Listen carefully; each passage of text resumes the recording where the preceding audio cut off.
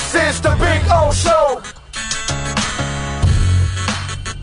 This is the Big O Show. Right, all right. There he is. How you feeling, my man, on a beautiful Tuesday? Feeling great. Oh, how are you?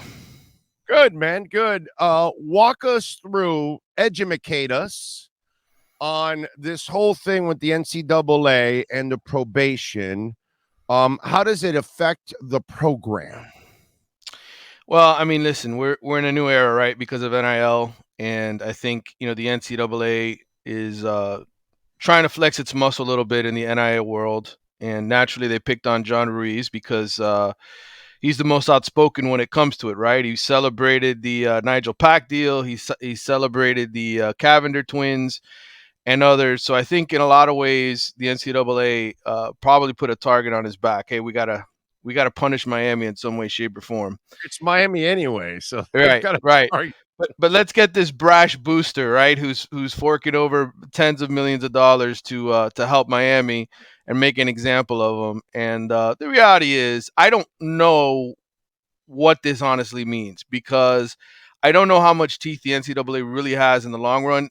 First of all, before any of these this happened, this dinner with the Cavender twins happened before there were any NCAA rules in place for NIL. So that's part of the reason why they went easy on Miami, because really what are they going to enforce? There were no rules to enforce other than attempting to say that he helped coerce them into coming to Miami with NIL deals. So you could say they're on probation, that we're watching you. I mean, that's basically what probation is, right? We're watching you, you screw up again, and we're going to hit you with something. But the reality is, I don't know what penalties the NCAA is really ever going to be able to hand down, because the moment somebody like John Ruiz or somebody else decides to take them to court, Supreme Court's on the side of the players. They want them to make money. And so how do you sort of prove inducement when it comes to recruiting? And that's really the fundamental issue here with all this. So to break it all down for you, and explain the whole thing, I think it's much ado about nothing. Other than the fact that this is the first time the NCAA has tried to pass down legislation. In the end, it's chump change to charge Miami. And Katie Meyer served her 3-game suspension. People serve suspensions all the time. Coaches serve suspensions. It's kind of like a slap on the wrist. And I don't know where we go from here, because I don't know that the NCAA is really ready to fight the kind of wars it needs to fight against NIL.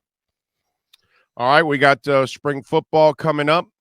Not that I think this is any kind of determination of what kind of team you're going to be or anything like that. But what are we looking for in spring football? Well, obviously you have the new systems that are being put in place, right? On offense and defense, you're gonna have new terminology. You're gonna have coaches that come in and want to get to know these players. You have a lot of turnover on the coaching staff. You need to hire a receivers coach still. That hasn't been finalized.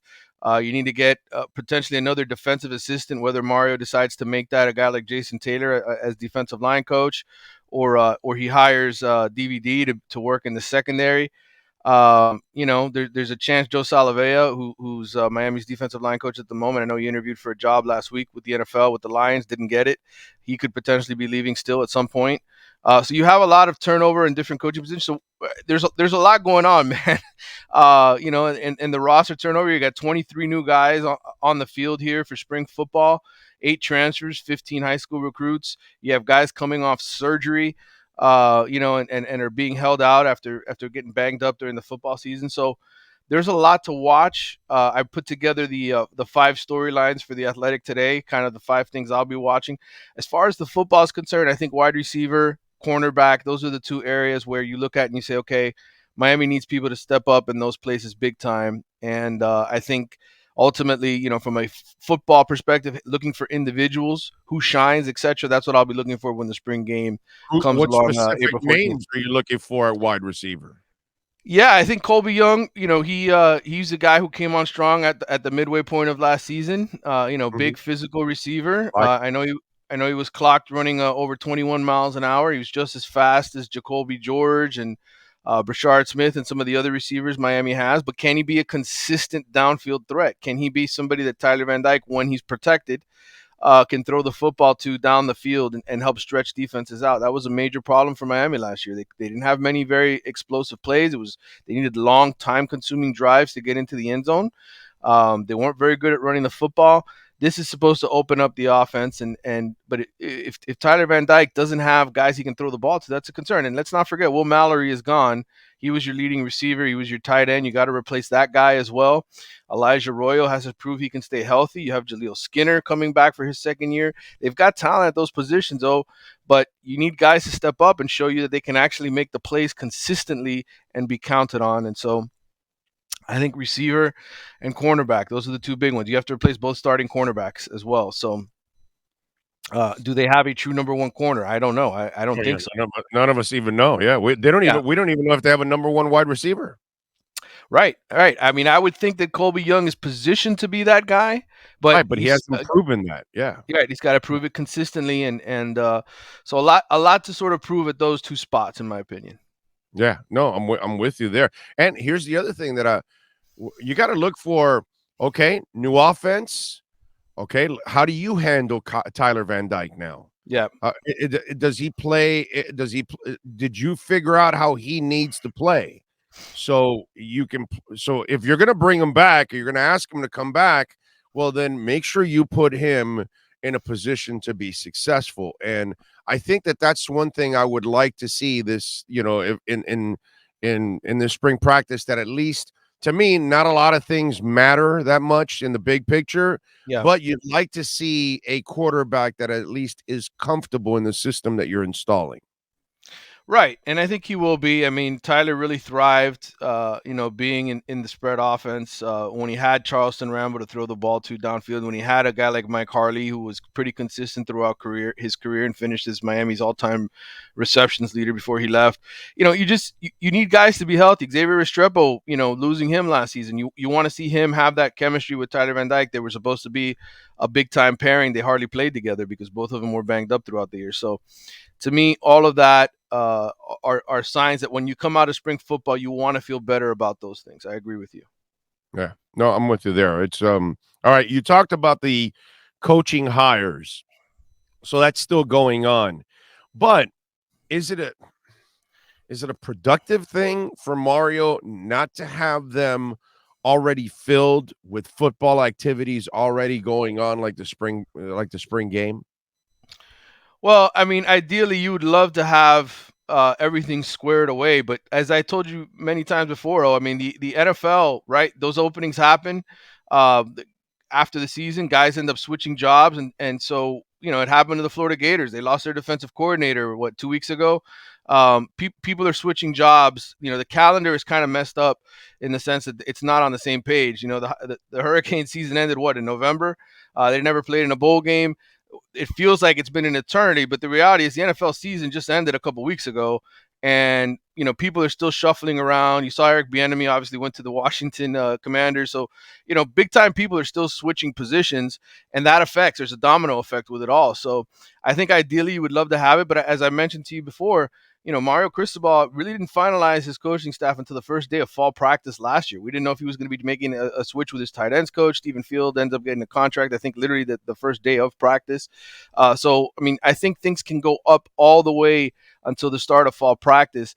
The springtime, it's still a major time of transition, especially now with the transfer window, being open after spring football. You're going to see a player movement. You're going to see guys leave. You're going to see Miami look to add guys. So I feel like what we're used to as far as the calendar, going into spring football and saying, okay, this is our team. These are our coaches. It's one of those things that remains fluid. And it's just something I think as fans, you have to get accustomed to now that, you're really not set until probably that first week of fall practice. Where does Jason Taylor stand? And what have you heard behind the scenes? Have you heard anything behind the scenes on his coaching? Because I'm wondering, you have an opportunity there. He has an opportunity to be promoted. There's a former Hall of Famer. There's a current Hall of Famer, I'm sorry. A guy had some success coaching at the high school level, definitely can help you out in recruiting. What's the deal with Jason Taylor, and how come he hasn't moved up already? Yeah, I mean, I think it's an interesting situation with JT. I think part of him being involved with the Hurricanes and doing sort of the college schedule last year, he just got married, had another child. I think from a schedule standpoint, being a defensive analyst was family friendly. It's kind of like you can still go home and you don't have to be out on the trail recruiting. You don't have to be away from your family. Okay. That's the challenge for a lot of these guys, and whether or not you really want, how deeply involved do you want to be? Mario, let's face it, he's a slave driver when it comes to recruiting and everything else. Yeah, no, There I are a lot of guys that, and I would say this with Jason Taylor too. I think NFL teams, that's a consideration as well, right? NFL teams could probably put him in. You don't have to go recruiting when you go work in the NFL, right? right. And I think he's an asset in that regard as well. So it's just a matter of, you know, can you make the money? Can you make the schedule? Can you make everything fit around a guy like Jason Taylor to take on a college job? And how bad does he really want it? Does he really need Right. to? I mean, he's an NFL Hall of Famer. This would have to be a passion project for him more than anything else. The same way it is for guys like Patrick Surtain, right? Who coached high schools for many years and joined Florida State's staff. Once you're a professional and you make a lot of money and you're a Hall of Famer or a Pro Bowl or whatever, it's like it really comes down to how much do you really want to do it. You remember this movie called Johnny Be Good from Yes. Anthony Michael Hall back in the day that he was a star quarterback and he's making the tour and going all around and all that, and I think you know where I'm going. So are we following the Johnny Be Good of modern day and Prentice Nolan now? Is that what we got to do now? He'll be all over the country, visiting different college programs. He's definitely somebody that I think is very high up Miami's list as far as quarterbacks and who they want. I know he was at the Under Armour Combine last weekend in Atlanta. Grace Rayner, who covers Clemson and recruiting for us, was there at the event, and I heard he did really, really well. I had the feature story on him in the Athletic. Did he sleep with the dean's wife on the 50-yard line like Johnny Be Good? I don't think he needs to. I'm sure he's probably got plenty of people interested in him at the high school level. I mean, he's people his age, but Prentice is listen, man, he's a really good player, and I would love for Miami to end up getting a commitment from him. I think he'd be the kind of talent in today's game, running a spread offense, being a diverse dual threat kind of quarterback. A guy who I think a lot of players like playing with. And those are the kind of guys you need if you're going to take Miami to the next level. So you believe he's the guy? Well, I think he's one of the guys. I mean, look, in today's game, you've got to recruit all the way up until signing day, right? You could have a guy committed, and then Deion Sanders comes in and says, "Nah, bro, you coming with me." That happened to Miami last year. By the way, is he thinking of is Colorado on his list too? It's not yet, but Okay. Deion hasn't called him. I asked him. I said, "Has Deion called you?" He said, "No," but he could be watching this show right. Deion could be watching this show right now and getting tipped off, and Oh no, Deion definitely watches this show. He tells me that all the time. Yeah, he loves this show. He's got his toe dipped into this show. Yeah, his toe. The ones that are left. The ones that are left, right. Yeah, the ones that are left, he's got them dipped into the show. All right. So how long's this tour going on? So we're waiting to what, like December or something? When does he make his decision? No, I think look, he's gonna take all these unofficial. This is unofficial visit season, right? Like all of these kids, they get in the van, they start driving around the colleges for several weeks, in between 7-on-7 games or with their 7-on-7 teams. Like last year when I was with the South Florida Express, I went out to USC and UCLA and did the tour. I got to experience what it's like. I mean, you basically get free food and you hang out and you meet the coaches and talk to them for 6-7 hours. So every one of these kids is going to do that. Miami will have their big junior day on March 4th. Prentice will be at Miami on the 23rd. He'll get his tour then. Meeting the new offensive coordinator in terms of in person and being on campus, etc. So all that'll happen then. And look, he'll be everywhere, and there won't be a decision, I think, until after. He'd like to do it before his first game as a senior. So probably August is my guess at the earliest. But even then, he could wait to announce it later in the year because he wants to go visit schools during the season to see what it's like the on campus, right? How many fans are in the stands? Miami needs to improve don't that. do that. No, Francis, no, no. Don't measure us that way, please. Exactly. Oh God. All right. What do you got what are you working on in the Athletic so folks can check you out, my man? Well, I did put out the 5 storylines to watch here for the start of spring football for Miami earlier today. I have some recruiting projects I'm working on. You know, people ask me all the time. They want a sort of geographic breakdown. Where does this school get their players? Where does that school get their players? Why do they have success there, etc. So I'm working on a sort of a long-term project here. Stuff will go out in the middle of March. Doing a lot of research and stuff on that, on where players come from.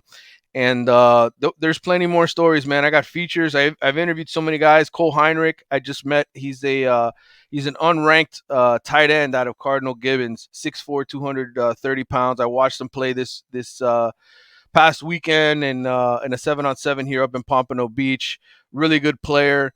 I watched Chris Ewald. He's a 2025 cornerback who covers the 2 stud receivers at Hollywood Chaminade. He's their teammate.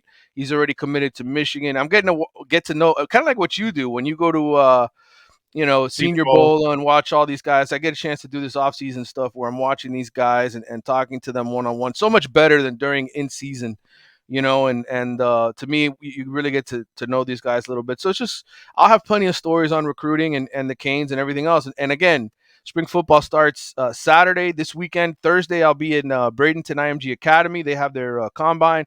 Sunday, I'll be in Orlando for an Under Armour camp. So I'll be all over the place. So it's a busy season. I finally get a vacation week. I think it's March 20 to the 24th. I'll be in Universal Studios with my family for a week. But outside of that, man, I'll be busy. He's like Saguafair. He's everywhere. Follow him on Twitter at Manny_Navarro and catch his work there at The Athletic. Better yet, subscribe like I do and many others. Manny, as always, thank you, my friend. Appreciate you as always. Anytime. I'll talk soon. Thank you, sir. There you go. Manny Navarro, Caneswear, 2511 South University Drive in Davie. Remember, they got anything and everything with a Canes logo on it. And you can order, if you're out of town, you can go to caneswear.com.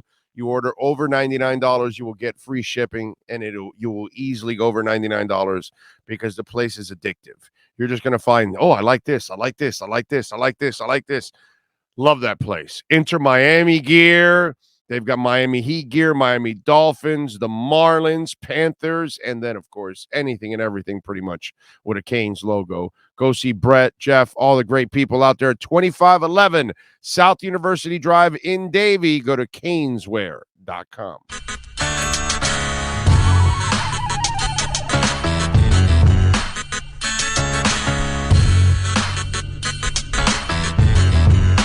This is the Big O Show.